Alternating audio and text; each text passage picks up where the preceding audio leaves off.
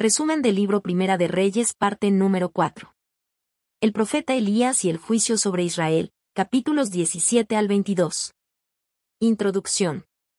Los capítulos 17 al 22 de Primera de Reyes relatan un periodo crucial en la historia de Israel, marcado por la decadencia espiritual y el juicio divino. En este tiempo, el reino del norte está gobernado por el rey Acab, considerado uno de los monarcas más perversos debido a su abierta promoción de la idolatría y su alianza con Jezabel, una princesa fenicia que introduce y fomenta el culto a Baal. La corrupción y la apostasía alcanzan niveles alarmantes, alejando al pueblo de Dios y atrayendo sobre Israel la ira divina. Ante esta crisis espiritual, Dios levanta al profeta Elías, un hombre de fe inquebrantable, para confrontar la maldad de su tiempo. Su ministerio es testimonio del poder y la soberanía de Dios sobre todas las naciones.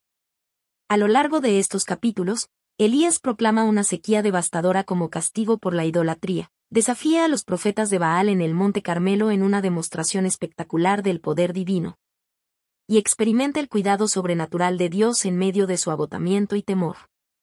Además de relatar la valentía y fidelidad de Elías, estos capítulos también presentan la progresiva decadencia de Acab y Jezabel. Sus acciones malvadas, como el asesinato de Nabot para apoderarse de su viña y su rechazo a obedecer la voz de Dios, provocan juicios severos. Sin embargo, en un giro inesperado, Acab muestra cierto arrepentimiento, lo que retrasa el cumplimiento total de su castigo. Elías no solo denuncia el pecado, sino que también es testigo del relevo profético cuando Dios le ordena ungir a Eliseo como su sucesor. Mientras tanto, las guerras entre Israel y Siria demuestran la continua inestabilidad del reino y la intervención de Dios en la historia política de la región. El relato culmina con la trágica muerte de Acab en batalla, cumpliéndose la profecía sobre su destino. Su sangre es lamida por los perros en el mismo lugar donde murió Nabot, cerrando un ciclo de corrupción y juicio divino. Estos capítulos no solo muestran el poder de Dios sobre los reyes y las naciones, sino que también enfatizan la necesidad de fidelidad y obediencia a sus mandamientos. Capítulo 17. Elías y la sequía. En un tiempo de creciente idolatría en Israel, el profeta Elías irrumpe en la escena como un mensajero de Dios con una advertencia severa para el rey Acab: no habrá lluvia ni rocío en la tierra sino por su palabra. Esta sequía, que se prolongará por años, es un castigo directo por la adoración a Baal, el falso dios de la fertilidad y la lluvia promovido por Acab y su esposa Jezabel. Tras pronunciar este juicio, Dios ordena a Elías retirarse al arroyo de Kerit, donde es sustentado de manera milagrosa. Cada día, cuervos enviados por Dios le llevan pan y carne, y bebe del agua del arroyo. Sin embargo, con el tiempo, el arroyo se seca debido a la sequía. En respuesta, Dios guía a Elías a Sarepta, una ciudad en territorio fenicio, hogar de la diosa Baal, demostrando que su poder no está limitado a Israel. En Sarepta, Elías encuentra a una viuda que está a punto de cocinar su última comida antes de resignarse a la muerte junto a su hijo. Confiando en la palabra de Dios, la viuda obedece la petición del profeta y prepara pan con la poca harina y aceite que le queda. Milagrosamente, su provisión no se agota durante toda la sequía, cumpliéndose la promesa divina. Más adelante, el hijo de la viuda cae gravemente enfermo y muere. Desesperada, ella culpa a Elías, pensando que su presencia ha traído juicio sobre su casa. Pero Elías lleva al niño a su habitación, clama a Dios con fervor, en un acto sin precedentes, el Señor lo devuelve a la vida.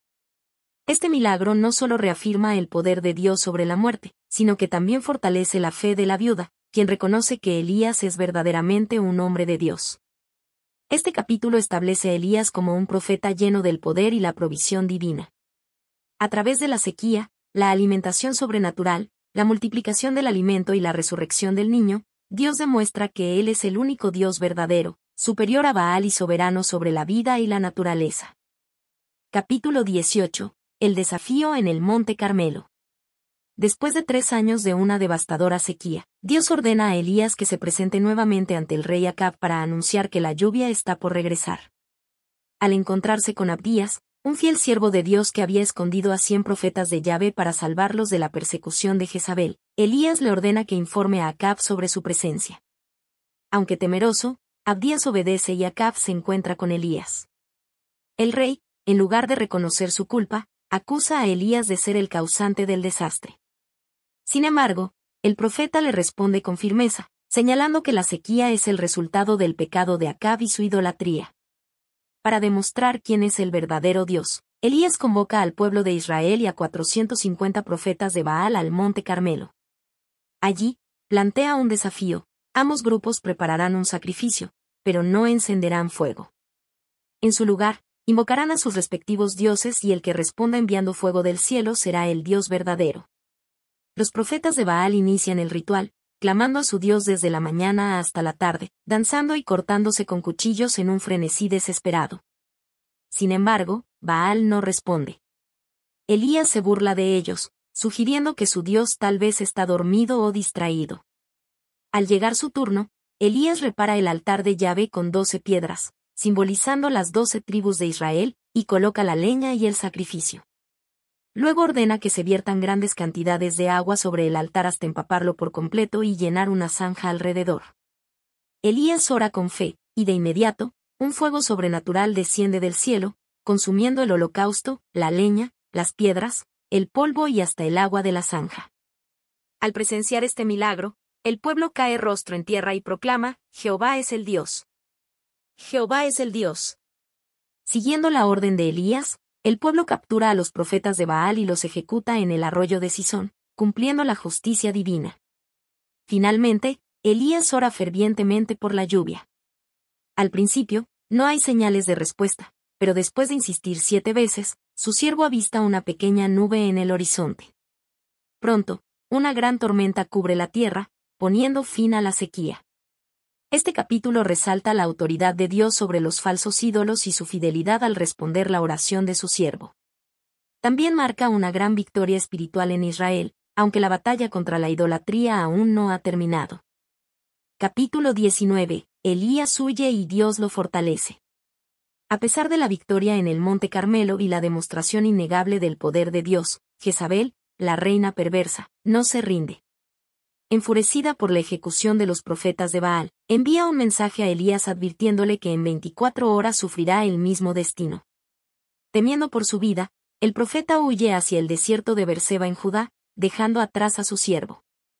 Profundamente agotado y desanimado, Elías se interna en el desierto y se sienta bajo un arbusto de retama. En un momento de desesperación, ora a Dios pidiendo la muerte, sintiéndose inútil y solo en su lucha contra la idolatría en Israel. Basta ya, oh Jehová. Quítame la vida, pues no soy mejor que mis padres. Agotado, se duerme, pero un ángel lo despierta y le ofrece pan y agua. Luego vuelve a dormir, y por segunda vez el ángel lo toca y le dice: Levántate y come, porque el largo camino te espera. Fortalecido por este alimento divino, Elías camina 40 días y 40 noches hasta llegar al monte Horeb, también llamado Sinaí, el lugar donde Dios entregó la ley a Moisés. Allí, se refugia en una cueva, sumido en su angustia y sintiéndose el único fiel a Dios en medio de un pueblo rebelde. Dios le habla con una pregunta clave. ¿Qué haces aquí, Elías? El profeta expresa su frustración, diciendo que ha sido un ferviente defensor de Dios, pero que el pueblo de Israel ha quebrantado el pacto, derribado los altares y matado a los profetas. Y que ahora él es el único que queda y quieren matarlo también. Dios le responde con una revelación profunda. Primero, le ordena salir de la cueva y presenciar su presencia. Luego, se manifiesta de una manera inesperada. Primero, un viento poderoso sacude las montañas. Luego, un terremoto estremece la tierra. Después, un fuego arde intensamente. Pero Dios no estaba en ninguno de estos eventos. Finalmente, Elías escucha un suave susurro, una voz apacible y delicada. Al reconocer la presencia de Dios, se cubre el rostro con su manto y sale de la cueva. A través de esta experiencia, Dios enseña a Elías que su poder no siempre se manifiesta en señales espectaculares, sino también en la quietud y la intimidad con aquellos que le buscan. Luego, Dios le da una nueva misión. Ungir a Hazael como rey de Siria, quien será un instrumento de juicio contra Israel. Ungir a Jehú como rey de Israel, quien traerá justicia contra la casa de Acab y Jezabel. Ungir a Eliseo como su sucesor, asegurando la continuidad del mensaje profético. Finalmente, Dios corrige la percepción de Elías sobre su soledad. No está solo, Aún quedan 7,000 personas en Israel que no han doblado rodillas ante Baal ni lo han adorado. Este capítulo muestra la humanidad de Elías en su miedo y fatiga, pero también el amor de Dios al fortalecerlo y renovar su propósito. Dios no solo lo consuela, sino que le recuerda que su obra continúa y que su justicia se cumplirá. Capítulo 20. La guerra contra Siria. En este capítulo, Israel se enfrenta a una gran amenaza cuando Ben-Hadad, rey de Siria, reúne a una coalición de 32 reyes aliados para atacar Samaria, la capital del reino del norte. Confiado en su superioridad, Ben-Hadad envía un mensaje arrogante al rey Acab, exigiendo que le entregue su oro, su plata, a sus esposas y a sus mejores hijos como tributo. Sorprendido y temeroso, Acab inicialmente accede a las demandas. Sin embargo, cuando Ben-Hadad vuelve a enviar un mensaje exigiendo entrar en la ciudad y tomar personalmente lo que desee, Acab consulta con los ancianos de Israel, quienes le aconsejan no someterse. Acab responde con firmeza, rechazando la exigencia del rey sirio. Enfurecido, Ben-Hadad jura destruir Samaria hasta reducirla a polvo. Pero en medio de esta crisis, un profeta de Dios se presenta ante Acab con un mensaje inesperado. Así ha dicho Jehová, ¿ves esta gran multitud? He aquí, yo la entregaré hoy en tu mano, para que sepas que yo soy Jehová. La primera batalla, una victoria milagrosa. Dios instruye a Acab para que envíe a un pequeño grupo de 232 jóvenes comandantes de las provincias, seguido por un ejército de 7,000 hombres. Mientras tanto, Ben-Hadad y sus aliados están celebrando y embriagándose en su campamento, confiados en su victoria. Los jóvenes comandantes atacan primero, sorprendiendo a los sirios. En medio de la confusión, Ben-Hadad y su ejército huyen, y Acab obtiene una gran victoria. Sin embargo, el profeta advierte a Acab que Siria volverá a atacar el próximo año, por lo que debe estar preparado. La segunda batalla, Dios muestra su poder. Un año después, Ben-Hadad reorganiza su ejército y cambia su estrategia. Sus consejeros le dicen que el Dios de Israel es un Dios de los montes, por lo que si luchan en la llanura, tendrán ventaja. Confiados en esta idea, los sirios regresan con un ejército masivo, igual al de la primera batalla. Dios responde a este desafío y envía otro mensaje a Acab a través del profeta. Por cuanto los sirios han dicho, Jehová es Dios de los montes y no Dios de los valles, yo entregaré toda esta gran multitud en tu mano, y sabréis que yo soy Jehová. Israel y Siria acampan frente a frente durante 7 días. En el 7º día, se libra la batalla, y el pequeño ejército de Israel mata en un solo día a 100,000 soldados sirios. Los que quedan huyen a la ciudad de Afec, pero un derrumbe mata a 27,000 más. El error de Acab y la profecía del juicio. Desesperado, Ben-Hadad se esconde en una habitación secreta dentro de Afec. Sus siervos, comprendiendo que los reyes de Israel son más misericordiosos que los de otras naciones, le aconsejan que se vista con ropas humildes, se ate un saco a la cintura y una soga al cuello como señal de rendición. Luego, se presenta ante Acab, suplicando por su vida. Sorprendentemente, en lugar de ejecutarlo como Dios había ordenado, Acab lo trata con honor y lo llama mi hermano. Hace un pacto con Ben-Hadad y le permite vivir a cambio de la devolución de algunas ciudades que Siria había tomado anteriormente. Cuando Acab regresa, un profeta de Dios lo confronta con una parábola. Se disfraza y le cuenta una historia inventada sobre un soldado que debía custodiar a un prisionero, pero lo dejó escapar y ahora debía pagar con su vida. Cuando Acab escucha esto, dice que el soldado debe ser castigado. Entonces el profeta revela su verdadera identidad y declara el juicio de Dios. Por cuanto dejaste ir de tu mano al hombre que yo había destinado para destrucción, tu vida será en lugar de la suya, y tu pueblo en lugar del suyo. El capítulo termina con un Acab enojado y deprimido, regresando a su palacio en Samaria, presintiendo el juicio que vendrá por su desobediencia. Capítulo 21. El crimen de Acab y la viña de Nabot. En este capítulo, la codicia y la injusticia de Acab y Jezabel alcanzan su punto máximo cuando se apoderan de la viña de Nabot mediante un acto de traición y asesinato. Acab desea la viña de Nabot. El relato comienza cuando Acab, rey de Israel, pone sus ojos en una hermosa viña que pertenecía a Nabot de Jezreel. Esta viña estaba ubicada cerca del palacio real en Samaria, lo que despertó el deseo del rey de convertirla en un huerto. Acab se acerca a Nabot con una oferta. Dame tu viña para un huerto de hortalizas, porque está cercana a mi casa. Yo te daré por ella otra mejor, o si prefieres, te pagaré su valor en dinero. Sin embargo, Nabot se niega rotundamente a venderla, explicando que su viña era una herencia familiar que no podía ceder, ya que la ley de Dios prohibía a los israelitas vender permanentemente la heredad de sus padres. Levítico 25, 23 al 28. Frustrado y molesto, Acab regresa a su palacio y se acuesta en su cama de mal humor, sin querer comer. Su comportamiento infantil llama la atención de su esposa, Jezabel, quien lo confronta y le dice: ¿Eres tú el rey de Israel? Levántate, come y alégrate, yo te daré la viña de Nabot. La maldad de Jezabel, un plan siniestro. Jezabel, mujer astuta y despiadada, toma cartas en el asunto. Usurpando la autoridad del rey, escribe cartas en su nombre, las sella con su anillo real y las envía a los ancianos y nobles de Jezreel, ordenando que se organice un banquete donde Nabot sea colocado en un lugar de honor. Durante el banquete, 2 testigos falsos debían acusarlo públicamente de haber maldecido a Dios y al rey, un delito castigado con la pena de muerte según la ley mosaica. Éxodo 22, 28. Levítico 24, 16. Los líderes de la ciudad, temerosos de la influencia de Jezabel, obedecen sus órdenes. Nabot es acusado falsamente, arrastrado fuera de la ciudad y apedreado hasta morir. Cuando Jezabel recibe la noticia de la muerte de Nabot, le dice a Acab: levántate y toma posesión de la viña de Nabot, que no te la quiso vender, porque Nabot ya no vive, sino que ha muerto. Sin mostrar remordimiento, Acab se dirige a la viña para tomar posesión de ella, sin saber que Dios ha visto todo y responderá con juicio. Dios envía a Elías con un juicio inexorable. Dios no pasa por alto la maldad de Acab y Jezabel. Por eso, envía a Elías, el profeta, para enfrentar al rey en la viña que acaba de usurpar. Cuando Acab ve a Elías, su reacción es de desprecio y temor. ¿Me has hallado, enemigo mío?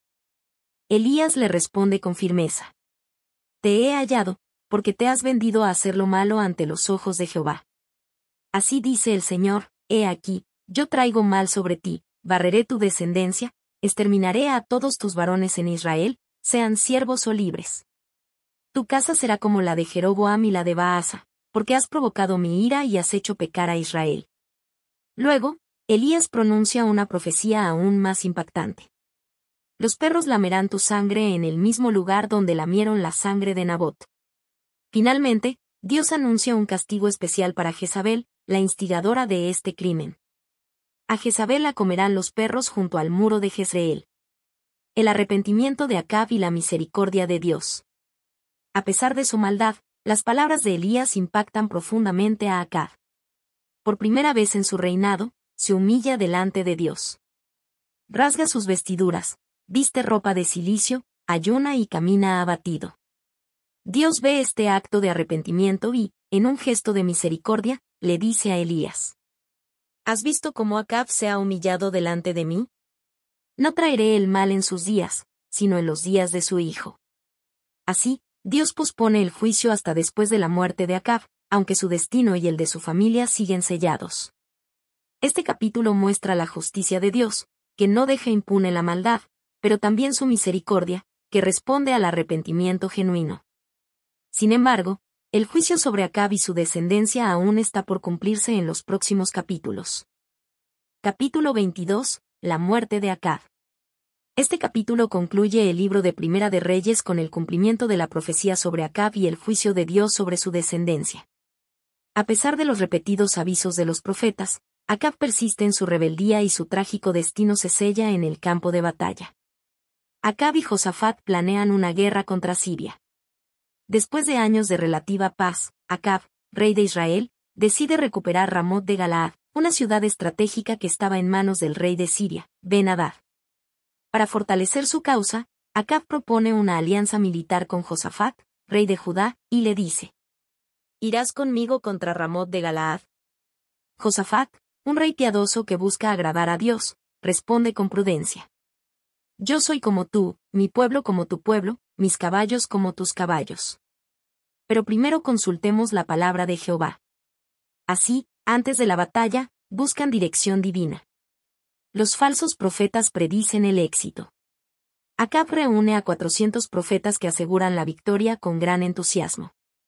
Sube y vencerás, porque Jehová la entregará en manos del rey. Sin embargo, Josafat percibe que estos hombres no hablan en nombre del verdadero Dios y pregunta si hay algún otro profeta que pueda consultar. A regañadientes, Acab menciona a Micaías, hijo de Imla, pero agrega con desdén: pero yo le aborrezco, porque nunca me profetiza bien, sino solo mal. Josafat insiste en escuchar a Micaías, y Acab ordena traerlo. Micaías profetiza la derrota y la muerte de Acab. Cuando Micaías llega, en un primer momento finge un mensaje favorable. Sube y vencerás. Pero Acab, notando el sarcasmo, le exige la verdad. Entonces, Micaías declara la verdadera visión que Dios le ha mostrado. Vi a todo Israel esparcido por los montes, como ovejas sin pastor, y Jehová dijo: estos no tienen señor, vuélvase cada uno en paz a su casa. Esto significa que el rey caerá en la batalla y su ejército quedará sin liderazgo. Además, Micaías revela una escena celestial. Dios ha permitido que un espíritu de mentira engañe a los falsos profetas para que Acab marche a la guerra y encuentre su juicio. Indignado, Acab ordena que Micaías sea encarcelado hasta su regreso victorioso. Micaías responde con valentía: si tú vuelves en paz, Jehová no ha hablado por mí. Acab va a la guerra disfrazado, pero el juicio lo atrapará. A pesar de la advertencia, Acab decide ir a la batalla. Sin embargo, temiendo que lo reconozcan, se disfraza de soldado común, mientras que Josafat entra en combate con sus vestiduras reales. El rey de Siria había ordenado a sus soldados atacar solo al rey de Israel. Al ver a Josafat, lo confunden con Acab y lo rodean, pero cuando Josafat clama a Dios, sus perseguidores se dan cuenta de su error y lo dejan. Mientras tanto, un soldado sirio lanza una flecha al azar, y éste impacta a Acab justo entre las uniones de su armadura, hiriéndolo de muerte. A pesar de su agonía, Acab permanece en su carro hasta el final de la batalla, pero al atardecer muere desangrado. Su cuerpo es llevado de regreso a Samaria. El cumplimiento de la profecía, la sangre de Acab. Cuando lavan su carro en el estanque de Samaria, los perros lamen su sangre, cumpliéndose la profecía que Dios había pronunciado a través de Elías después del asesinato de Nabot, Primera de Reyes 21, 19. Acab fue un rey poderoso, pero su desobediencia, idolatría y maldad lo llevaron a una muerte ignominiosa, tal como Dios había advertido. Josafat en Judá y Ocosías en Israel. Tras la muerte de Acab, Josafat continúa reinando en Judá.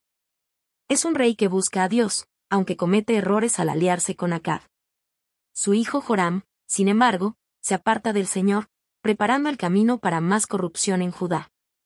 Mientras tanto, en Israel, el hijo de Acab, Ocosías, sube al trono y sigue los caminos de su padre y de Jezabel, persistiendo en la idolatría. Esto sienta las bases para los eventos del siguiente libro, Segunda de Reyes, donde el juicio de Dios sobre la casa de Acab se cumplirá completamente. Lecciones del capítulo 22. Dios no puede ser engañado. Acab intentó burlar su destino disfrazándose, pero el juicio de Dios lo alcanzó de todas maneras. El discernimiento es clave. Josafat percibió que los falsos profetas no hablaban en nombre de Dios. Dios usa a sus profetas para advertir, pero no siempre se les escucha. Micaías dijo la verdad, pero Acab la ignoró, sellando su destino. Las malas alianzas pueden traer consecuencias. Josafat, aunque piadoso, cometió un error al asociarse con Acab. Este capítulo cierra Primera de Reyes con una advertencia clara: la obediencia a Dios trae vida, mientras que la desobediencia trae juicio y muerte. Conclusión. Los capítulos 17 al 22 de Primera de Reyes son una poderosa demostración de la soberanía, justicia y misericordia de Dios en medio de la creciente corrupción de Israel. A través del ministerio del profeta Elías, Dios confronta directamente la idolatría promovida por Acab y Jezabel, quienes habían llevado al pueblo a adorar a Baal en lugar del Dios verdadero. El relato de Elías en el Monte Carmelo es un punto culminante, donde Dios muestra su poder de manera innegable, enviando fuego del cielo para probar que Él es el único Dios. Sin embargo, a pesar de esta demostración, la dureza del corazón de muchos israelitas los llevó nuevamente a la idolatría, lo que trajo juicio sobre la nación. Estos capítulos también revelan el lado humano de Elías. Después de su gran victoria, cae en desánimo y temor, pero Dios lo restaura y le recuerda que no está solo. Esta lección nos muestra que incluso los siervos más fieles pueden enfrentar momentos de debilidad, pero Dios siempre les renueva las fuerzas. La historia de Acab es un recordatorio del peligro de la desobediencia y la falta de arrepentimiento genuino. Aunque en un momento mostró cierta humildad ante el juicio de Dios, nunca abandonó completamente su camino de maldad, lo que finalmente lo llevó a un destino trágico. Su muerte en el campo de batalla y el cumplimiento exacto de la profecía de Elías demuestran que Dios es fiel a su palabra y que el juicio es inevitable para aquellos que persisten en el pecado. Finalmente, estos capítulos preparan el escenario para lo que vendrá en Segunda de Reyes, donde el profeta Eliseo tomará el relevo de Elías y el juicio sobre la casa de Acab se consumará por completo. La historia de Israel sigue siendo una advertencia de que la fidelidad a Dios trae bendición, mientras que la desobediencia trae destrucción.